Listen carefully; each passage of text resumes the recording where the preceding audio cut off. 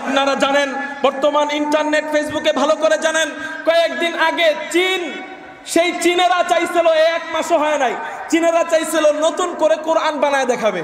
নতুন করে কি বানাবে? নতুন করে কোরআন বানায় দেখাবে। আর সুবহানাল্লাহ, প্রস্তুতি নেওয়া মাত্র শুরু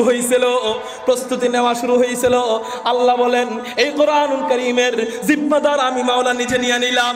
ইন্না নাহনু নাযালনা যিকরা ওয়া ইন্না লাহু লাহাফিজুন।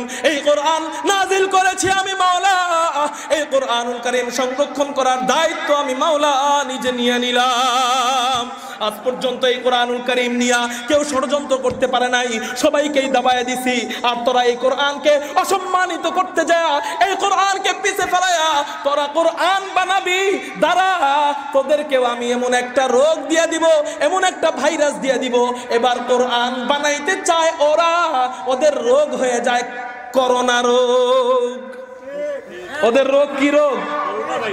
ভাইরাস একটা জানেন না? চীনে খবর দেখেন না? কিছু পেপার পত্রিকায় পড়েন না? ভাইরাসের নাম কি?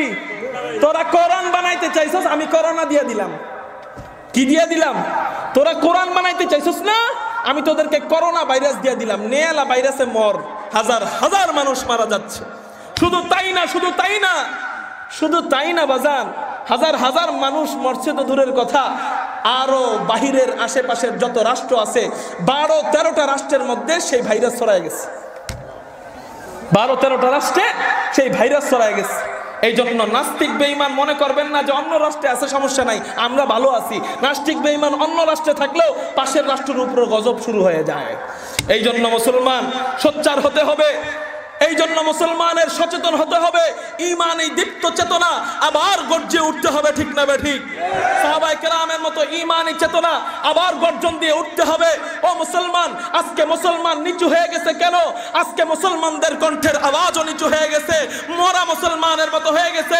ও মুসলমান, তোমার ঈমানি চেতনা, তোমার কণ্ঠের আওয়াজ যদি সুলতান মাহমুদ গজনবীর মতো থাকতো, তোমার কণ্ঠের আওয়াজ, তোমার ঈমানি চেতনা যদি তারেক বিন জিয়াদের মতো থাকতো, ওমর বিন খাত্তাবের মতো থাকতো, সালাহউদ্দিন আইয়ুবীর মতো থাকতো, মুহাম্মদ বিন কাসেমের মতো থাকতো, খোদার কসম, এক আমেরিকা নয়, এক মায়ানমার নয়, লক্ষ কোটি মায়ানমারও মুসলমানদের দিক চোখ তুলে তাকানোর ক্ষমতা রাখতো না।